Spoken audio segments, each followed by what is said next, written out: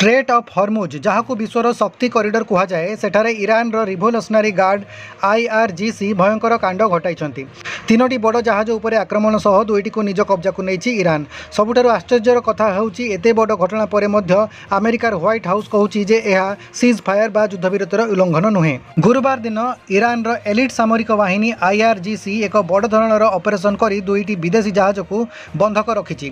प्रत्यक्षदर्शी अनुसार पूर्व तीनोटी जहाज उपर रॉकेट माड़ करा साधारणतः एपरि स्थिति अमेरिका ईरान विरुद्ध में कड़ा कार्यानुष्ठान ग्रहण करिथाए, किंतु एथरर चित्र किछि अलगा। व्हाइट हाउस निज बयान में कहिछि जे ईरान जदियो जहाज जबत करिछि किंतु यह वर्तमान युद्धविरति नियम को वैषयिक भाव में टेक्निकाली भंग करूनाही। एठारे प्रश्न उठुछि अमेरिका एते शांत कहीं। विशेषज्ञों मतरे आगक एक बड़ धरणर शांति आलोचना बा पीस नेगोसिएशन सेवा को जाउछि। वाशिंगटन चाहूना जे यही समय कौन प्रकार सामरिक संघर्ष आरंभ हो जहाँ शांति प्रक्रिया को संपूर्ण नष्ट करदेव, किंतु ईरान यही माइंड गेम अमेरिका पाई एक बड़ चैलेंज। यही आक्रमण केवल दुईटी देशर मध्य सीमित नुहे। यही खबर प्रसारित होगा मात्रे अंतर्जातीय बजार में अशोधित तेल बा क्रूड ऑयल दर प्राय 4% वृद्धि घटी। हॉर्मुज स्ट्रेट वर्तमान एक बारूद गदा उपर छिड़ा होइछि। गोटिए पटे ईरान आक्रमणात्मक आभिमुख्य एवं अन्य पटे अमेरिकार रणनैतिक शांति आगामी 48 घंटा विश्व राजनीति पाई अत्यंत गुरुत्वपूर्ण। कौन शांति आलोचना सफल हेबो ना ईरान यही पदक्षेप एक नुआ युद्धर सूत्रपात करिबो।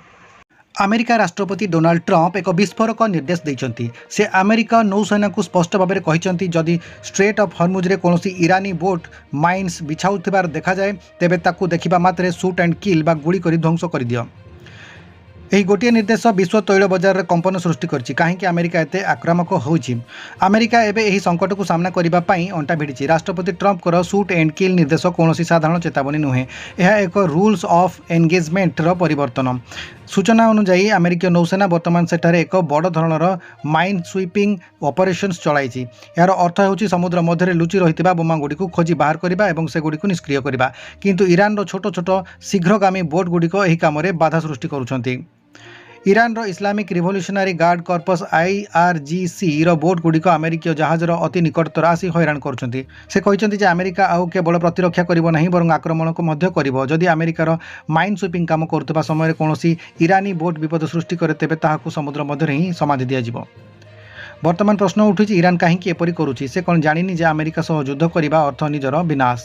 ईरान जुक्ति होछि जदि आमे आमर तैल बिक्री करि परिबु नाही तेबे आमे अन्य काहाकु मध्य एही पथ देई तैल नेबाकू देबु नाही। ईरान पई स्ट्रेट ऑफ हॉर्मुज होछि सबुठारु बड़ अस्त्र। से जानिछि जे सामना सामनी युद्ध रे से अमेरिका को हराई परिबो नाही, किंतु से विश्वर तैल जोगाण बंद करी अमेरिका और तार सहयोगी माननकु उपरे चाप सृष्टि करि परिबो। एहाकू एसिमेट्रिक वारफेयर बोली कुहा जाय। विश्व समुदाय एवं चिंतार। चीन एवं यूरोपीय देशगुड़िक उभय अमेरिका और ईरान को संयमता रक्षा करने को अनुरोध करुछन्ति, किंतु परिस्थिति एवं एपरी एक स्तर में पहुंची जोठारे गोटे सामान्य भूल मध्य एक युद्धर सूत्रपात हो पार। ट्रंप नीति होची पीस थ्रू स्ट्रेंथ। से भावुं जे ईरान को भयभीत कले से शांत रहिबो, किंतु ईरान इतिहास कहूँ जे चाप पड़े से आहरी अधिक प्रतिक्रियाशील हुए। स्ट्रेट ऑफ हॉर्मुज यही संकट केवल सीमा विवाद नुहे, यह हूँ शक्ति और संपदर लड़े। अमेरिकार शूट एंड किल ऑर्डर पर आगामी 24 घंटा 48 घंटा अति गुरुत्वपूर्ण। कौन मुहूर्त भी समुद्र मझिरू बड़ धरणर विस्फोरण खबर आसीपे। अमेरिका राष्ट्रपति डोनाल्ड ट्रंप एक सोशल मीडिया पोस्ट एवं से व्यवहृत हेल होल बा नर्ककुंड शब्द को नहीं एवं चर्चा जोर धरी। अमेरिका राष्ट्रपति डोनाल्ड ट्रंप पुणी थे निजर विवादीय मंतव्य पर चर्चार शिखर में। एथर तांकर टार्गेट अच्छा भारत और चीन भली विश्वर शक्तिशाली राष्ट्र। जन्मगत नागरिकता बा बाथ राइट सिटीजनशिप को नहीं एक कड़ा पोस्ट शेयर करने बेले से यही देशगुड़ी को हेल होल्स बोली संबोधन कर गोटे शब्द एवं कूटनैतिक स्तर में निया लगाई कहीं और क्यों परिप्रेक्षी ट्रंप एभली कहले। ट्रंप दीर्घ दिन धरी अमेरिकार बार्थ राइट सिटीजनशिप बंद करने को चाहते। मतरे जदि कौन विदेशी नागरिक अमेरिकार माटी रे संतान जन्म करती तेबे सही संतान को स्वतः प्रभुत भाव अमेरिकार नागरिकता मिलवा उचित नुहे। यही प्रसंग में एक सोशल मीडिया पोस्ट को री शेयर करी से लिखिंट जे भारत और चीन भली नर्क सदृश स्थानरू लोक मैंने आसी अमेरिकार नागरिकता सुविधा नेबा बंद हेबा दरकार। भारत आज विश्वर पंचम बृहत्तम अर्थनीति। अमेरिका पाई भारत एक गुरुत्वपूर्ण रणनैतिक सहयोगी, किंतु ट्रम्पकर यह शब्द भारतीय सम्मान को आघात देछि। भारतीय वैदेशिक मंत्रणालय पक्षरु एहाकु नै कड़ा प्रतिक्रिया प्रकाश पाइछि। चीन सबुबेले अमेरिका सह शीतल युद्ध करिथाए। ट्रम्पकर यह मंतव्य पर चीन एहाकु वर्ण वैषम्यवाद बा मानसिक अनग्रसरतार परिचय बोली कहिछि। विशेषज्ञर मतरे ट्रम्पकर यह मंतव्य अमेरिकार अंतर्जातीय संपर्क को विपद में पकाई पारे। भारत, जापान और ऑस्ट्रेलिया सह अमेरिकार जो मेंट रही से तिक्तता आसीपारे। भारत और चीन अमेरिकीय उत्पाद पर बड़ बजार, जदि संपर्क खराब हुए तेबे अमेरिकार आर्थिक क्षति हेबा सुनिश्चित।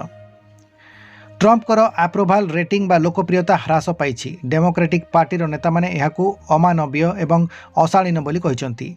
प्रवासी भारतीय बा इंडियन डायस्पोरा जो माने ट्रम्पकर बड़ भोट बैंक थिले से माने एबे असंतुष्ट। अमेरिका संविधानर 14th अमेंडमेंट अनुजाई अमेरिकार जन्मित जेकोसी व्यक्ति सेठारे नागरिक। ट्रम्प एहाकु बदलाइबाकु चाहुचंती, किंतु एहा एते सहज नुहे। एथिपाई कांग्रेस एवं सुप्रीम कोर्टकर सहमति दरकार। ट्रम्पकर एही हेल होल मंतव्य प्रकृत में निजर भोटर मानकु खुशी करबा पाई एक राजनैतिक चाल बोली अनेक मने करुछंती। जड़े राष्ट्रमुख्यंकर मुहरु अन्य राष्ट्र प्रति एभली शब्द कदापि ग्रहणीय नुहे। भारत एवं चीन आज केवल उपभोक्ता देश नुहंती, बरं विश्वर विकास इंजिन एवं ट्रम्पकर एही मंतव्य तांको निज देश पई क्षतिकारक होई पारे। भारत एवं यूनाइटेड किंगडम मध्य एक ऐतिहासिक मेरी टाइम रोड मैप बा सामुद्रिक रोड मैप स्वाक्षरित होईछि। एही चुक्ति केवल कागजपत्र मध्य सीमित नहीं, बरं यह समुद्र मध्य चीन बढ़ुतिबा प्रभाव एवं सामुद्रिक आतंकवाद को रोकिबा पई एक बड़ रणनीति। विश्वर प्राय 60% जीडीपी एवं अधारू अधिक सामुद्रिक वाणिज्य एही पथ देई होइताए, किंतु एही अंचल एबे अनेक विपदर सम्मुखीन। दक्षिण चीन सागर में चीन निजर कृत्रिम द्वीप तैयारी करी वाणिज्य पथ को नियंत्रण करने को चेष्टा करुछि। रेड सी एवं आडेन गल्फ रे हुती विद्रोही और सोमालिया डकायतकर आक्रमण बढ़िबार लागिछि। जदि एही वाणिज्य पथ बाधाप्राप्त हुए तेबे भारत और ब्रिटेन परिदेश गुड़िकर अर्थनीति संपूर्ण भाव में भुशुड़ी पड़िबो। तेणु यही सब विपद को दृष्टि रखी भारत और यूके एकाठी हेबार निष्पत्ति नैछंती। ब्रिटेन एबे निजर इंडो पैसिफिक टिल्ट नीति अनुजाई भारत को एही अंचल में निजर सबुठारु बड़ सहयोगी भाव में ग्रहण करिछि। एही रोड मैप केवल सामरिक अभ्यास नुहे, यह एक दीर्घकालीन योजना। यार 3टी मुख्य स्तंभ रही। भारतीय नौसेना एवं ब्रिटिश रॉयल नेवी मध्य गुप्तचर सूचना आदान प्रदान बा इनफॉरमेशन शेयरिंग बढ़ाजिबो। समुद्र में केउठी संदेहजनक जहाज अच्छी किंबा केउठी आतंकवादी कार्यकलाप चली ताहा दुई देश परस्पर को रियल टाइम रे जणाइबे।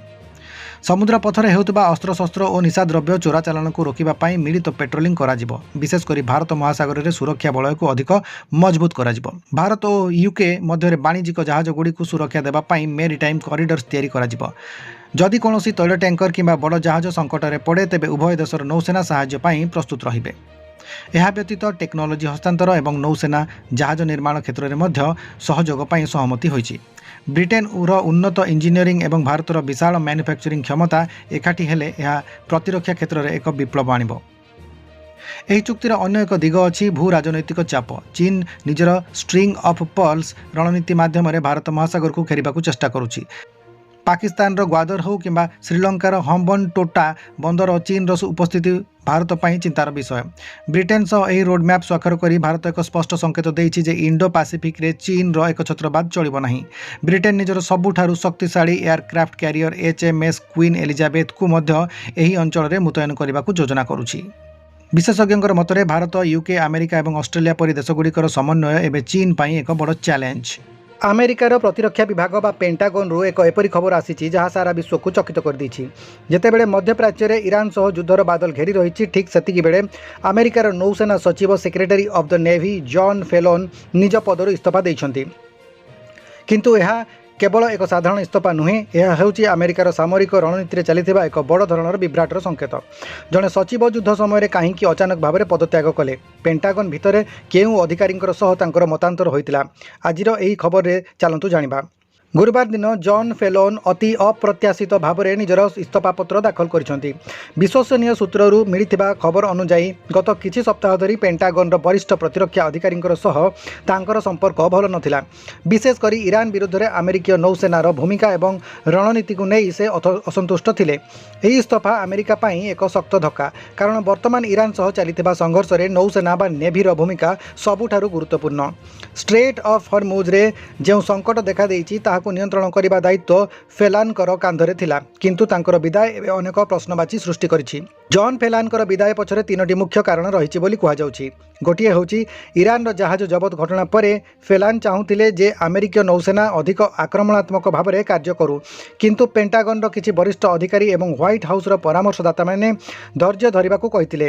ଏହି ବିଚାରଧାରାର ଯୁଦ୍ଧ ଫେଲାନଙ୍କୁ ଅତିଷ୍ଠ କରିଦେଇଥିଲା।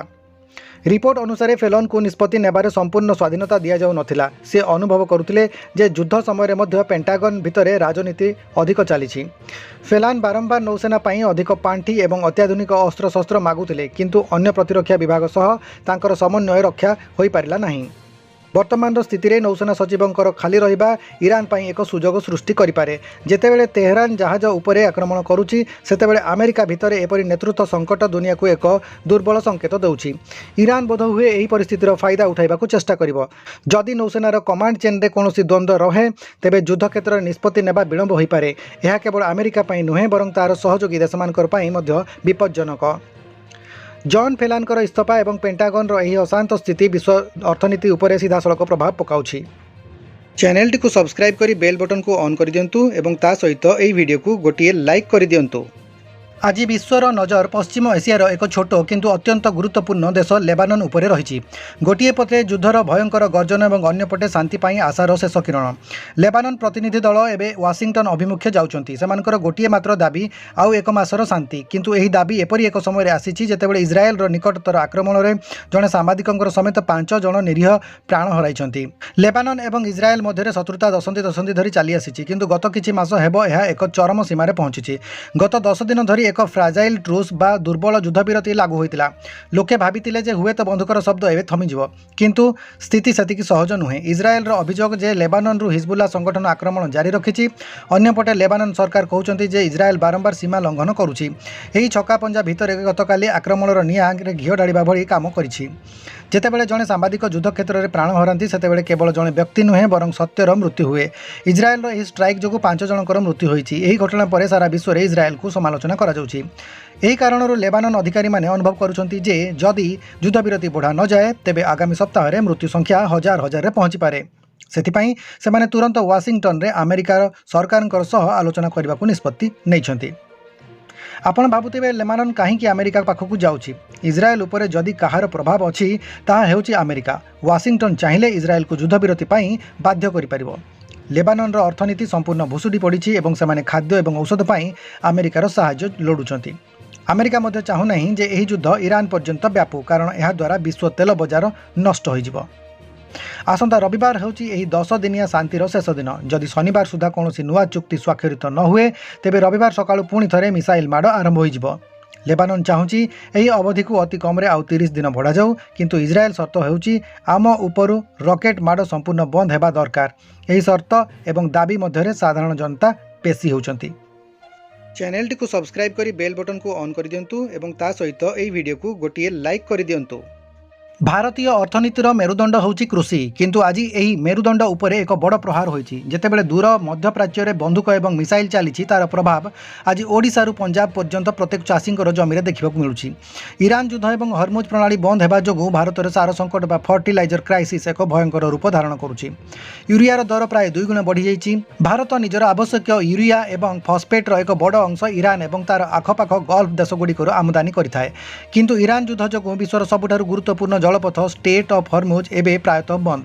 ଏହି ସଂକୀର୍ଣ୍ଣ ଜଳପଥ ଦେଇ ଭାରତକୁ ସାର ଆଣୁଥିବା ଜାହାଜଗୁଡ଼ିକ ଏବେ ଆସିପାରୁନାହାନ୍ତି। ଫଳସ୍ୱରୂପ ଭାରତୀୟ ବଜାରରେ ସାରର ଅଭାବ ଦେଖାଦେଇଛି। ଯେଉଁ ୟୁରିଆ ବସ୍ତା ପୂର୍ବରୁ ସହଜରେ ମିଳୁଥିଲା ତାହା ଏବେ କଳା ବଜାରୀର ଶିକାର ହେଉଛି। ଆପଣ ଜାଣିଲେ ଆଶ୍ଚର୍ଯ୍ୟ ହେବେ ଯେ ଅନ୍ତର୍ଜାତୀୟ ବଜାରରେ ୟୁରିଆର କଞ୍ଚାମାଲ ଦର ପ୍ରାୟ 100% ବୃଦ୍ଧି ପାଇଛି। ଭାରତ ସରକାର ଚାଷୀଙ୍କୁ ଶସ୍ତାରେ ସାର ଦେବା ପାଇଁ ହଜାର କୋଟି ଟଙ୍କାର ସବସିଡି ଦିଅନ୍ତି କିନ୍ତୁ ଏବେ ସରକାରଙ୍କର ଉପରେ ମଧ୍ୟ ଏହି ବୋଝ ଅସମ୍ଭାଳ ହୋଇପଡ଼ିଛି। ଯଦି ଏହି ସଙ୍କଟ ଆଉ କିଛି ମାସ ଲାଗି ରହେ ତେବେ କେବଳ ସାର ନୁହେଁ ବରଂ ଚାଉଳ, ଗହମ ଏବଂ ପନିପରିବା ଦର ମଧ୍ୟ ବଢ଼ିବ କାରଣ ଚାଷର ଖର୍ଚ୍ଚ ବଢ଼ିଲେ ଖାଦ୍ୟଶସ୍ୟର ମୂଲ୍ୟ ମଧ୍ୟ ବଢ଼ିବା ସ୍ୱାଭାବିକ। ଇରାନରୁ ସପ୍ଲାଏ ବନ୍ଦ ହେବା ପରେ ଭାରତ ଏବେ ଅନ୍ୟ ଦେଶ ଆଡ଼କୁ ଚାହିଁଛି। ମରକ୍କୋ ଏବଂ ଜର୍ଡାନ ପରି ଦେଶଗୁଡ଼ିକରେ ପ୍ରଚୁର ପରିମାଣରେ ଫସ୍ଫେଟ୍ ମିଳିଥାଏ। ଭାରତୀୟ ଅଧିକାରୀମାନେ ଏବେ ସେଠାରୁ ସାର ଆଣିବା ପାଇଁ ଚୁକ୍ତି କରୁଛନ୍ତି କିନ୍ତୁ ଏଥିରେ 2ଟି ବଡ଼ ସମସ୍ୟା ରହିଛି। ଇରାନ ତୁଳନାରେ ଏହି ଦେଶଗୁଡ଼ିକରୁ ସାର ଆଣିବା ଅଧିକ ମହଙ୍ଗା ପଡ଼ିବ। मोरक्कोरू भारतर दूरता अधिक तेणु जहाज भड़ा मध्य अधिक पड़ुछि। गोटे पटे पाणीपागर अनिश्चितता एवं अन्य पटे सार रही संकट। चाषी मैंने एवं द्वंद्व अच्छी से चाष करेंगे ना सार पर लाइन में छिड़ा हेबे। अनेक स्थान में सार अभाव जो चाष काम बाधाप्राप्त होती। जदि ठीक समय सार न मिले तेबे फसलर अमल थमिब एवं जहाँ देशर खाद्य सुरक्षा पर एक बड़ विपद। भारत सरकार यह संकट को मुकाबला करने नानो यूरिया उपर अधिक गुरुत्व देउछंती। एहासह घरोई उत्पादन बढ़ाइबा पाई बंद पड़िथिबा सार कारखाना गुड़ी को पुनर्जीवित करा जाउछि। किंतु एही सबु पदक्षेप को फलप्रद हेबा पाई समय लागिबो। वर्तमान पाई भारत को विश्व बाजार उपर ही निर्भर करबाकू पड़िबो। ईरान रो एही युद्ध केवल सीमा भीतर सीमित नहीं, यह भारतर रोसई घर एवं चाषीर पकेट पर्यंत पहुँचलानी। स्ट्रीट ऑफ हर्म्यूज केबे खोलिबो ताहा केही जानते नहीं, किंतु भारत सरकार को तुरंत विकल्प व्यवस्था करबाकू पड़िबो जेमिति आम चाषी भाई माने जेपरि असुविधारे न पड़ती। तुर्की सरकार एक एपरी कठोर आईन प्रणयन करिसेंती जहाँ सारा विश्व में चर्चार विषय पलटिछि। तुर्की संसद में पारित होइतिबा एही बिल अनुसार 15 वर्षर कम पिला माने आउ सोशल मीडिया प्लेटफॉर्म व्यवहार करि पारिबे नहीं।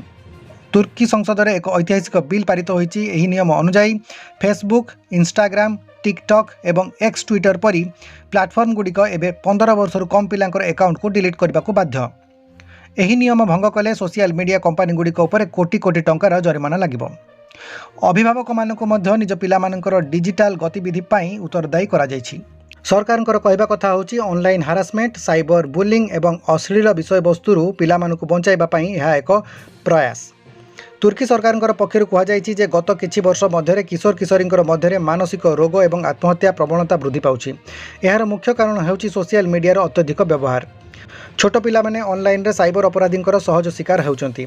मोबाइल एडिक्शन जोगु पिलामानकर पाठपढ़ा एवं शारीरिक विकास बाधाप्राप्त हेउछि। सरकारଙ୍କର अनुसार सोशल मीडिया रे परिवेशित किछि विषय वस्तु तुर्कीर पारंपरिक एवं सामाजिक मूल्यबोधर परिपंथी। किंतु एही आईन को समस्ते स्वागत करिनाहांती। डिजिटल अधिकार कर्मकर्ता एवं विरोधी दल एहाकू एक सेंसरशिप बोली कहउचंती। सेमानकर जुक्ति हेउछि आजिर जुगरे सोशल मीडिया केवल मनोरंजन नुहे बरं शिक्षा एवं सूचनार एक माध्यम। समालोचकों मतरे सरकार पिलामान को बैन करने बदल में साइबर सुरक्षा विषय में शिक्षा देवा उचित। अनेक विश्लेषक मन करती जे सरकार निज विरोध में उठुवा स्वर को चापी देवाई पिलामानकर सुरक्षा को एक बाहाना भाव में व्यवहार करुछंती।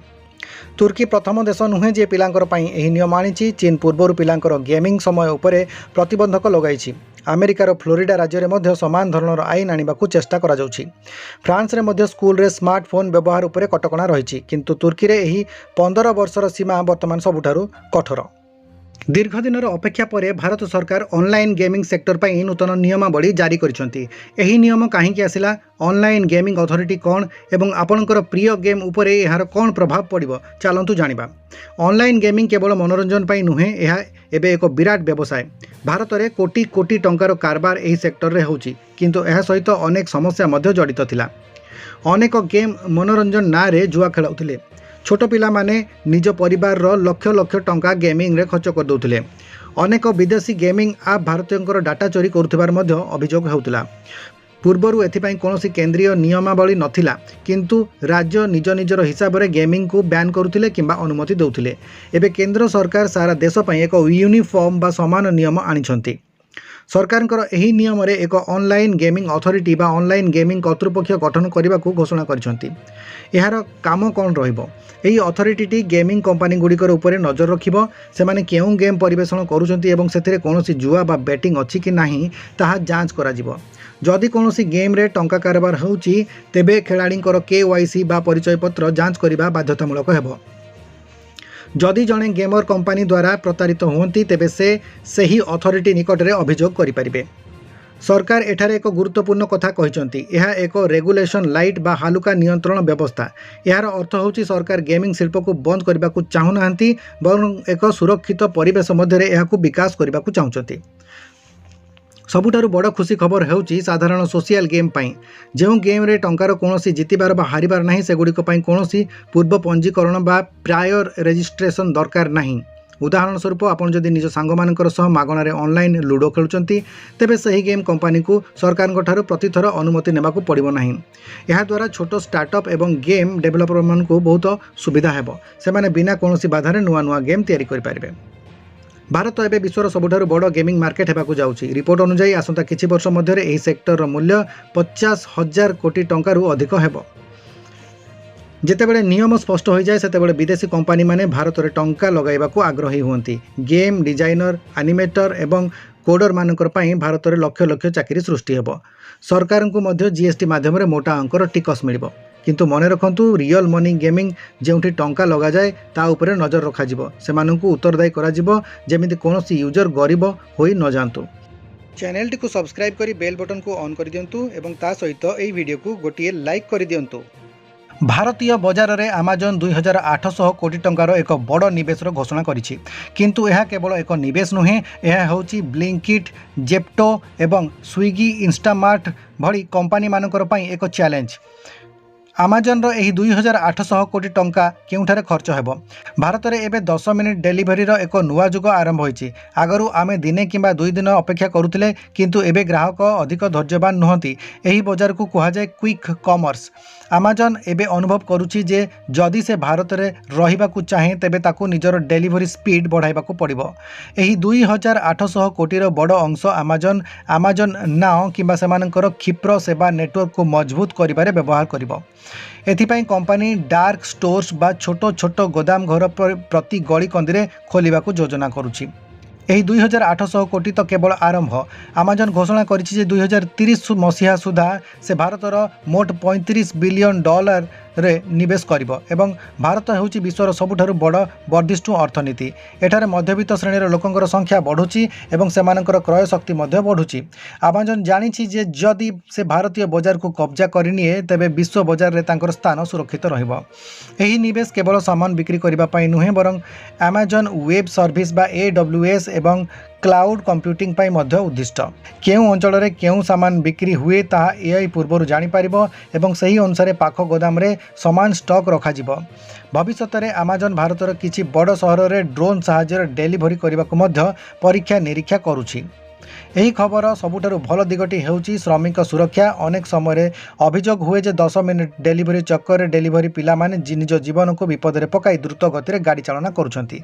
आमाजन रो एही 2800 कोटी को एक बड़ अंश निजर कर्मचारी एवं डेलीवरी पार्टनर मानकर सुरक्षा पाई मध्य खर्च करिवो। एथिरे अंतर्भुक्त रहिछि बीमा सुविधा एवं गोदाम घर मानकरे भल कार्यक्षेत्र परिवेश, सुरक्षा उपकरण एवं उपयुक्त प्रशिक्षण। यह द्वारा कंपनी एक रेस्पॉन्सिबल ब्रांड भाबरे निजको गढ़िबा चाहूँगी। यूरोपीय संघ बा यूरोपियन यूनियन यूक्रेन पाई 90 बिलियन यूरो एक विशाल आर्थिक पैकेज को अनुमोदन करिछि। किंतु एही पथ एते सहज नथिला। दीर्घ दिन धरी हंगेरी एही प्रस्ताव को अटकाई रखिथिला। तेबे हठात एमिति कोन हैला जे हंगेरी मानिगला? रूसर दुजबा पाइपलाइन सहित यार संपर्क कोन? आसंतु जानिबा। यूक्रेन अर्थनीति आज संपूर्ण भाव में वैदेशिक सहायता उपर निर्भरशील। युद्ध जोगु सेठाकर शिल्प, कृषि एवं रप्तानी व्यवसाय बहुमात्रा प्रभावित होइछि। 90 बिलियन यूरो केवल एक संख्या नुहे, बरं यह यूक्रेन पाई एक जीवन रेखा। एही टंका केउं कामरे लागिबो? सरकारी कर्मचारी दरमा एवं पेंशन, युद्धरे नष्ट होइतिबा विद्युत और जल जोगाण व्यवस्थार मरामती, देश में प्रतिरक्षा बजेट को सुदृढ़ करने।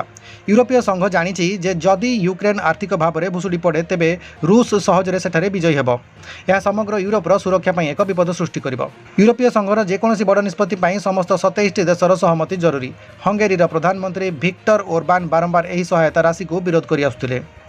विरोधर मुख्य कारण होउछि हंगेरीर रूस सहित व्यावसायिक संपर्क बहुत भल।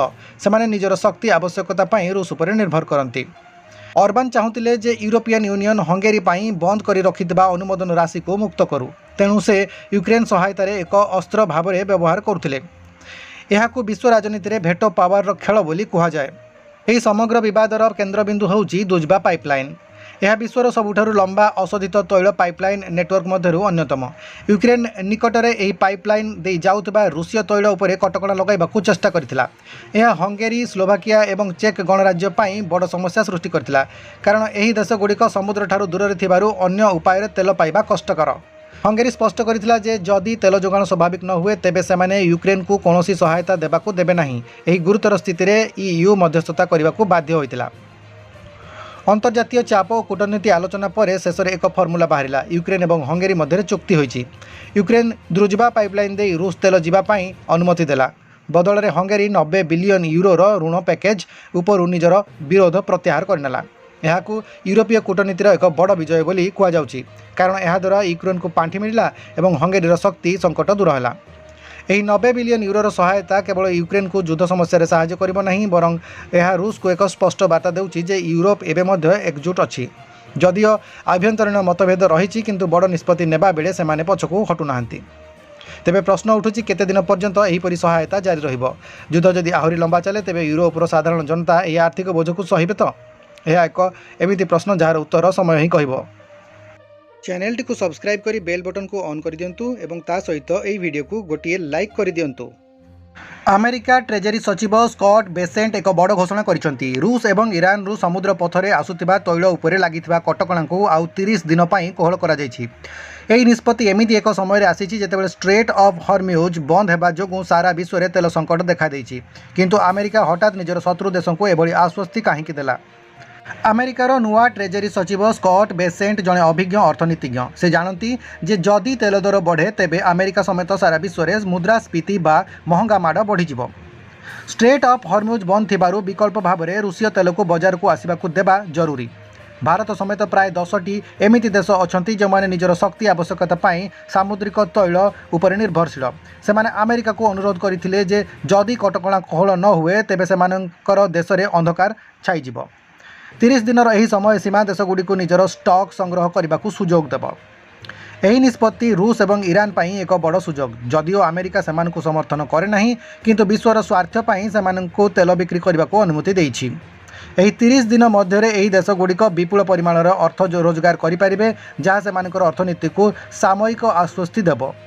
ରୁଷ ଏହାକୁ ନିଜର ଏକ ନୈତିକ ବିଜୟ ଭାବରେ ଦେଖୁଛି, କାରଣ ଆମେରିକା ନିଜେ ସ୍ୱୀକାର କରିଛି ଯେ ରୁଷୀୟ ତେଲ ବିନା ବିଶ୍ୱ ବଜାର ଚଳିବା କଷ୍ଟକର। ଭାରତ ପାଇଁ ଏହି ଖବର ଅତ୍ୟନ୍ତ ଗୁରୁତ୍ୱପୂର୍ଣ୍ଣ। ଭାରତ ନିଜର ଆବଶ୍ୟକତାର 80% ତେଲ ଆମଦାନୀ କରିଥାଏ। ରୁଷ ଏବେ ଭାରତର ସବୁଠାରୁ ବଡ଼ ତୈଳ ଯୋଗାଣକାରୀ। ଯଦି ଏହି ୱେଭର ମିଳିନଥାନ୍ତା, ତେବେ ଭାରତରେ ପେଟ୍ରୋଲ ଏବଂ ଡିଜେଲର ଦର ଲିଟର ପିଛା 20ରୁ 30 ଟଙ୍କା ବଢ଼ିଯାଇଥାନ୍ତା। ଏହା କେବଳ ଗାଡ଼ି ଭଡ଼ା ନୁହେଁ, ବରଂ ପରିବାଠାରୁ ଆରମ୍ଭ କରି ପ୍ରତ୍ୟେକ ଜିନିଷର ଦାମ ବଢ଼ାଇ ଦେଇଥାନ୍ତା। ତେଣୁ ଆମେରିକାର ଏହି 30 ଦିନର ସମୟସୀମା ଭାରତୀୟ ଅର୍ଥନୀତି ପାଇଁ ଏକ ସୁରକ୍ଷା କବଚ। ଶେଷରେ ପ୍ରଶ୍ନ ଉଠୁଛି, 30 ଦିନ ପରେ କ'ଣ ହେବ? ଯଦି 30 ଦିନ ମଧ୍ୟରେ ଷ୍ଟ୍ରେଟ୍ ଅଫ୍ ହର୍ମ୍ୟୁଜ୍ ଖୋଲିବ ନାହିଁ କିମ୍ବା ରୁଷ ୟୁକ୍ରେନ୍ ଯୁଦ୍ଧ ବନ୍ଦ ହେବ ନାହିଁ, ତେବେ ଆମେରିକା କ'ଣ ପୁଣି ଥରେ ଏହି ଅବଧିକୁ ବଢ଼ାଇବ? ସ୍କଟ୍ ବେସେଣ୍ଟଙ୍କର ଏହି ପଦକ୍ଷେପ ଦର୍ଶାଉଛି ଯେ ଆଦର୍ଶ ଏବଂ ନିୟମ ଅପେକ୍ଷା ବାସ୍ତବବାଦୀ ଅର୍ଥନୀତି ବା ପ୍ରାଗ୍ମାଟିକ୍ ଇକୋନୋମିକ୍ସ ଅଧିକ ଶକ୍ତିଶାଳୀ। ବିଶ୍ୱର ଶକ୍ତି ସନ୍ତୁଳନ ବଜାୟ ରଖିବା ପାଇଁ ଆମେରିକାକୁ ନିଜ ଶତ୍ରୁଙ୍କର ସହ ମଧ୍ୟ କଥା ହେବା ପାଇଁ ବା ବୁଝାମଣା କରିବାକୁ ପଡ଼ିପାରେ। ଖବର ଆସୁଛି ଯେ ଟି ମୋବାଇଲ ୟୁଏସ୍ ଏବଂ ଏହାର ପ୍ୟାରେଣ୍ଟ କମ୍ପାନୀ ଡେଉଚି ଟେଲିକମ୍ ଏକ ସମ୍ପୂର୍ଣ୍ଣ ମିଶ୍ରଣ ବା ଫୁଲ୍ କମ୍ବିନେସନ୍ ପାଇଁ ପ୍ରସ୍ତୁତି ଚଳାଇଛନ୍ତି। ଯଦି ଏହି ଡିଲ୍ ସଫଳ ହୁଏ, ତେବେ ଏହା ବିଶ୍ୱର ସବୁଠାରୁ ବଡ଼ ଟେଲିକମ୍ ଗ୍ରୁପ୍ ଭାବରେ ଉଭା ହେବ। ଏହା ଏମିତି ଏକ କମ୍ପାନୀ ହେବ ଯାହା ଆମେରିକା ଏବଂ ୟୁରୋପର ଷ୍ଟକ୍ ମାର୍କେଟରେ ଏକା ସାଙ୍ଗରେ ତାଲିକାଭୁକ୍ତ ହେବ। କିନ୍ତୁ ଏହି ମିଶ୍ରଣର ଆବଶ୍ୟକତା କାହିଁକି ପଡ଼ିଲା ଏବଂ ଏହା ସାଧାରଣ ଗ୍ରାହକଙ୍କର ଉପରେ କ'ଣ ପ୍ରଭାବ ପକାଇବ, ଚାଲନ୍ତୁ ଜାଣିବା। ପ୍ରଥମେ ଜାଣିବା ଏହି ଦୁଇଟି କମ୍ପାନୀ କିଏ। ଟି ମୋବାଇଲ ୟୁଏସ୍ ଏହା ଆମେରିକାର ତୃତୀୟ ବୃହତ୍ତମ ଟେଲିକମ୍ ଅପରେଟର ଥିଲା, କିନ୍ତୁ ଗତ କିଛି ବର୍ଷ ମଧ୍ୟରେ ସ୍ପ୍ରିଣ୍ଟ ସହ ମିଶ୍ରଣ ପରେ ଏହା ଏବେ ଆମେରିକା ବଜାରରେ ଏକ ପ୍ରଭାବଶାଳୀ ଶକ୍ତି। ବିଶେଷ କରି 5G ସେବାରେ ଏହା ଆମେରିକାର ନମ୍ବର 1। ଡେଉଚି ଟେଲିକମ୍ ଏହା ହେଉଛି ଜର୍ମାନୀ କମ୍ପାନୀ ଏବଂ ୟୁରୋପର ସବୁଠାରୁ ବଡ଼ ଟେଲିକମ୍ ପ୍ରୋଭାଇଡର। ବର୍ତ୍ତମାନ ଡେଉଚି ଟେଲିକମ୍ ପାଖରେ ଟି ମୋବାଇଲ ୟୁଏସ୍ର ବହୁମାତ୍ରାର ଅଂଶଧନ ବା ସେୟାର ରହିଛି। ଏପର୍ଯ୍ୟନ୍ତ ଏମାନେ ଅଲଗା ଅଲଗା କାର୍ଯ୍ୟ କରୁଥିଲେ, କିନ୍ତୁ ଏବେ ଏମାନେ ଏକ ସିଙ୍ଗଲ କର୍ପୋରେଟ୍ ଏଣ୍ଟିଟି ଭାବରେ କାର୍ଯ୍ୟ କରିବାକୁ ଯାଉଛନ୍ତି, ଅର୍ଥାତ୍ ଏମାନଙ୍କର ବୋର୍ଡ, ବଜେଟ୍ ଏବଂ ରଣନୀତି ସମ୍ପୂର୍ଣ୍ଣ ରୂପରେ ଏକ ହୋଇଯିବ। କୌଣସି ବି ବଡ଼ ମିଶ୍ରଣ ପଛରେ 3ଟି ମୁଖ୍ୟ କାରଣ ଥାଏ। ଅର୍ଥନୈତିକ ଶକ୍ତି। ଏହି ମିଶ୍ରଣ ପରେ କମ୍ପାନୀର ବଜାର ମୂଲ୍ୟ ବା ମାର୍କେଟ କ୍ୟାପ୍ ଏତେ ଅଧିକ ହେବ ଯେ ଏହା ଭେରିଜୋନ୍ ଏବଂ AT&T ଭଳି ବଡ଼ ପ୍ରତିଦ୍ୱନ୍ଦ୍ୱୀକୁ ସହଜରେ ପଛରେ ପକାଇଦେବ। ଟେକ୍ନୋଲୋଜିରେ ଏକଚାଟିଆ ଅଧିକାର। ଟି ମୋବାଇଲର ଆମେରିକୀୟ ଟେକ୍ନୋଲୋଜି ଏବଂ ଡେଉଚି ଟେଲିକମ୍ର ୟୁରୋପୀୟ ଭିତ୍ତିଭୂମି ମିଶିଲେ ସେମାନେ ବିଶ୍ୱସ୍ତରରେ 6G ଗବେଷଣାର ସବୁଠାରୁ ଆଗରେ ରହିପାରିବେ। ଖର୍ଚ୍ଚ କାଟ। ଦୁଇଟି ଅଲଗା ଅଲଗା ହେଡ଼କ୍ୱାର୍ଟର ଏବଂ ପରିଚାଳନାର ଟିମ୍ ବଦଳରେ ଗୋଟିଏ ଟିମ୍ କାମ କରିବ, ଯାହାଦ୍ୱାରା ବର୍ଷକୁ ବିଲିୟନ ଡଲାର ସଞ୍ଚୟ ହେବ। ଯଦିଓ ଏହି ମିଶ୍ରଣ ମୁଖ୍ୟତଃ ପାଶ୍ଚାତ୍ୟ ଦେଶଗୁଡ଼ିକରେ ହେଉଛି, କିନ୍ତୁ ଏହାର ପ୍ରଭାବ ସାରା ବିଶ୍ୱରେ ଦେଖିବାକୁ ମିଳିବ। ଏହି ନୂଆ କମ୍ପାନୀ ଇଣ୍ଟରନେଟ୍ ସ୍ପିଡ୍ ଏବଂ ସର୍ଭିସ୍ ପାଇଁ ନୂଆ ଗ୍ଲୋବାଲ ବେଞ୍ଚମାର୍କ ସେଟ୍ କରିବ। ଯେତେବେଳେ ଜଣେ ବିଶାଳକାୟ ଖେଳାଳି ବଜାରକୁ ଆସନ୍ତି, ସେତେବେଳେ ଉପକରଣ ବା ଇକ୍ୱିପମେଣ୍ଟସ୍ ଯେମିତିକା ରାଉଟର, ଆଣ୍ଟେନା ଆଦିର ଦାମ ଶସ୍ତା ହୁଏ। ଏହାର ଫାଇଦା ପରୋକ୍ଷରେ ଭାରତ ଭଳି ଦେଶକୁ ମଧ୍ୟ ମିଳିପାରେ। यह देखि अन्य ग्लोबल कंपनी माने मध्य मिश्रण पर चिंता करिपारंती। एही डील एते सहज नुहे, यहाँ अनेक बाधाविघ्नर सामना करने को पड़ो। अमेरिका एवं यूरोपर नियंत्रक संस्था भय करिपारंती जे एही कंपनी एते बड़ होइजिबो जे बाजार रे प्रतियोगिता शेष होइजिबो। एहा द्वारा ग्राहकों प्लान महंगा होई पारे। टेलीकॉम एक संवेदनशील क्षेत्र, गोटे कंपनी हाथ में एते परिमाणर डाटा रहिबा सुरक्षा दृष्टि केते सठिक से नहीं प्रश्न उठी पारे। मिश्रण हेले अनेक कर्मचारी चाकरी हरइबार आशंका थाए, जहां नहीं जर्मनी और अमेरिका मध्य विरोध हो पारे। टी मोबाइल एवं डेओची टेलीकॉम यही संभाव्य मिश्रण केवल दुईट कंपनीर एकत्रीकरण नुहे, बरं यह एक ग्लोबल टेलीकॉम सुपर पावर आरंभ। जदि सबकिछि ठीक रहे तेबे आमे एक एमिति जुगरे प्रवेश करिबा जेउठारे सीमाहीन संयोग एक नुआ रूप नेब। जदि आजिर जुगरे कहीं जड़े व्यक्ति भविष्य को बदलाइबार साहस रखती से होउचंती एलन मस्क। जेतेबेले दुनिया केवल इलेक्ट्रिक कार विषय चिंता करुछि, सेतेबेले मस्क एक एपरी पदक्षेप नैचंती जहाँ पूरा टेक्नोलोजी दुनिया को दोहलाई देछि। टेस्ला निजर गीगा टेक्सास कैंपस रे $3 बिलियन अर्थात प्राय 25,000 कोटी टंका विनियोग करी एक विशाल रिसर्च चिप फैक्ट्री निर्माण करने को घोषणा करिछि। एलन मस्कर घोषणा अनुसार टेक्सास रे एक नूतन रिसर्च एंड डेवलपमेंट सेंटर स्थापन करा जिवो। एठारे केवल चिप तैयारी हेबो नहीं, बरं नेक्स्ट जनरेशन्स एआई चिप उपरे गवेषणा करा जिवो। एही चिप गुड़िक टेस्लार फुल सेल्फ ड्राइविंग बा FSD सॉफ्टवेयर को अधिक शक्तिशाली करिवो। मस्कर लक्ष्य होची टेस्ला को केवल एक कार कंपनी नुहे, बरं विश्वर सबुठारु बड़ एआई एवं रोबोटिक्स कंपनी रे परिणत करिबा। एही प्रोजेक्टर सबुठारु आकर्षणीय दिग होची टेस्ला एवं इंटेल मध्यरे सहभागिता। इंटेल रो अत्याधुनिक टेक्नोलोजी व्यवहार करी टेस्ला निजर कस्टमाइज चिप प्रस्तुत करिवो। आपण जानिथिबे जे सारा विश्व रे सेमी कंडक्टर बा चिप पाई चीन एवं ताइवान उपरे समस्त निर्भरशील, किंतु मस्क चाहुचंती जे अमेरिकार माटी रे ही एही सुपर चिप प्रस्तुत हेउ, जहा द्वारा सप्लाई चेन कोनोसी बाधा उपजिबो नाही। एही नुआ चिप कोन करिवो? एक सेल्फ ड्राइविंग कार चलवा समय रे रास्तार थिबा प्रत्येक वस्तु को चिन्हिबाकू पड़े। एही नुआ एआई चिप मनुष्यर मस्तिष्क ठारू अधिक द्रुत गति रे निष्पत्ति नहीं पारिबो। एआई रो उन्नति जोगु दुर्घटनार आशंका प्राय शून्य होइजिबो। मस्कंकर स्वप्न हेउची एपरी एक टैक्सी सेवा जेउथरे कि ड्राइवर रहिबे नाही। एही $3 बिलियन फैक्ट्री सही स्वप्न को साकार करिबार प्रथम सीढ़ी। वर्तमान सेमीकंडक्टर बाजार रे एक चिप वार चली। टेस्लार यह निष्पत्ति चीन प्रभाव को कमाइबा पई एक बड़ रणनीति। निजस्व चिप फैक्ट्री हेबा माने टेस्ला को आउ अन्य कोनोसी कंपनी देश उपरे निर्भर करबा को पड़िबो नाही। यह टेस्ला को एक स्वाधीन टेक जियांट भाव में परिणत करिबो। एलन मस्कर यह $3 बिलियन जुआ बा गैम्बल जदि सफल हुए तेबे आगामी 5 वर्ष रे रास्ता रे चलुतबा कार रो स्वरूप संपूर्ण बदली जिवो। यह केवल एक फैक्ट्री नुहे, बरं यह हेउची भविष्यतर मस्तिष्क तैयारी करिबार कारखाना। आर्जेंटिनार पाटागोनिया अंचलरू वैज्ञानिक माने एक नूतन प्रजातिर डायनोसर अवशेष आविष्कार करिसेंती। यार नाम रखा जाइछि बिचाराकोसारस डिओनिडेई। यह 65 फुट लंबा एक विशालकाय प्राणी, किंतु यह केवल एक कंकाल नुहे, बरं यह डायनोसर विवर्तन इतिहासर एक हजि जाइथिबा अंश बा मिसिंग लिंक। आर्जेंटिना सबुबले डायनोसर अवशेष पर स्वर्ग भाव में जनाशुना। एठारे पूर्वरु आर्जेंटिनोसरस भली दुनियार सबुठारु बड़ प्राणी मिलिछंती। निकटरे पालियोंटोलॉजिस्ट माने पाटागोनिया ठारे एक पुराना पत्थर स्तररू एही नूतन प्रजाति को खोजी बाहर करिसंती।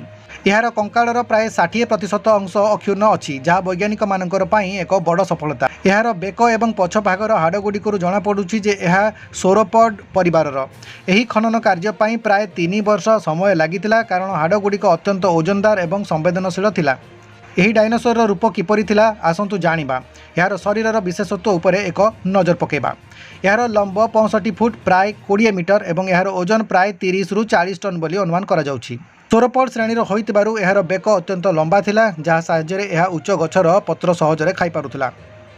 यार गोड़गुड़िक खंब परी शक्तिशाली थिला, जहाँ एते बड़ शरीरर भार संभाळिबा पई उद्दिष्ट थिला।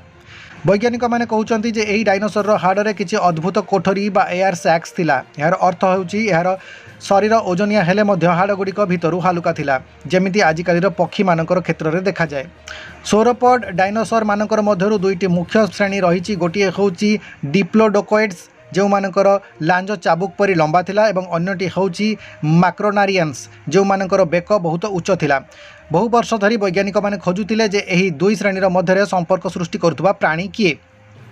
ବିଚାରାକୋସାରସ୍ ଡିଓନିଡେଇର ଗୁଣଗୁଡ଼ିକ ଏହି ଦୁଇ ପରିବାର ମଝିରେ ରହିଛି। ଏହାର ମୁଣ୍ଡର ଗଠନ ଗୋଟିଏ ଶ୍ରେଣୀ ସହ ମିଶୁଥିବା ବେଳେ ଏହାର ମେରୁଦଣ୍ଡ ଏବଂ ଅନ୍ୟ ଶ୍ରେଣୀ ସହ ମିଶୁଛି। ଏହି ଆବିଷ୍କାର ପ୍ରମାଣ କରୁଛି ଯେ କିପରି କ୍ଷୁଦ୍ରକାୟ ଶାକାହାରୀ ଡାଇନୋସରମାନେ ସମୟକ୍ରମେ ଏତେ ବଡ଼ ବିଶାଳକାୟ ରୂପ ଧାରଣ କଲେ। ଏହା ଡାଇନୋସରଙ୍କର ବଂଶବୃକ୍ଷର ଥିବା ଏକ ବିରାଟ ଶୂନ୍ୟସ୍ଥାନକୁ ପୂରଣ କରୁଛି। ଏହି ଡାଇନୋସରଟି ଯେତେବେଳେ ବଞ୍ଚିଥିଲା ସେତେବେଳର ପୃଥିବୀ କେମିତି ଥିଲା? ଏହା ପ୍ରାୟ 100ରୁ 140 ମିଲିୟନ ବର୍ଷ ପୂର୍ବର କଥା, ଯେତେବେଳେ ଆର୍ଜେଣ୍ଟିନାର ଏହି ଅଞ୍ଚଳରେ ଏକ ମରୁଭୂମି ନୁହେଁ ବରଂ ଏକ ଘଞ୍ଚ କ୍ରାନ୍ତୀୟ ଜଙ୍ଗଲ ଥିଲା। ଏହା ସମ୍ପୂର୍ଣ୍ଣ ରୂପରେ ଶାକାହାରୀ ଥିଲା ଏବଂ ଦିନକୁ ପ୍ରାୟ 100 କିଲୋଗ୍ରାମ ପତ୍ର ଏବଂ ଉଦ୍ଭିଦ ଖାଇବାକୁ ପଡ଼ୁଥିଲା। ଏହାର ବିଶାଳ ଶରୀର ଏହାକୁ ମାଂସାହାରୀ ଡାଇନୋସର୍ସର ଯେମିତିକା ଆବେଲିସରିଡ୍ସ ମାନଙ୍କର କବଳରୁ ରକ୍ଷା କରୁଥିଲା। ଏମାନେ ହୁଏତ ଦଳଗତ ଭାବରେ ରହୁଥିଲେ, ଯାହାଦ୍ୱାରା ଶିଶୁ ଡାଇନୋସରମାନଙ୍କୁ ସୁରକ୍ଷା ଦେଇପାରୁଥିଲେ। ବିଚାରାକୋସାରସ୍ ଡିଓନିଡେଇର ଆବିଷ୍କାର କେବଳ କିଛି ପୁରୁଣା ହାଡ଼ର ସଂଗ୍ରହ ନୁହେଁ, ଏହା ଆମକୁ ଶିଖାଏ ଯେ ପୃଥିବୀ କେତେ ପୁରୁଣା ଏବଂ ଏଠାରେ କେତେ ପ୍ରକାରର ଅଦ୍ଭୁତ ଜୀବ ବାସ କରୁଥିଲେ। ଏହି ଆବିଷ୍କାର ପୃଥିବୀର ଜଳବାୟୁ ପରିବର୍ତ୍ତନ ଏବଂ ପ୍ରଜାତିର ବିଲୋପ ପ୍ରକ୍ରିୟାକୁ ବୁଝିବା ପାଇଁ ସାହାଯ୍ୟ କରିବ। ଚ୍ୟାନେଲଟିକୁ ସବସ୍କ୍ରାଇବ୍ କରି ବେଲ୍ ବଟନକୁ ଅନ୍ କରିଦିଅନ୍ତୁ ଏବଂ ତା ସହିତ ଏହି ଭିଡ଼ିଓକୁ ଗୋଟିଏ ଲାଇକ୍ କରିଦିଅନ୍ତୁ।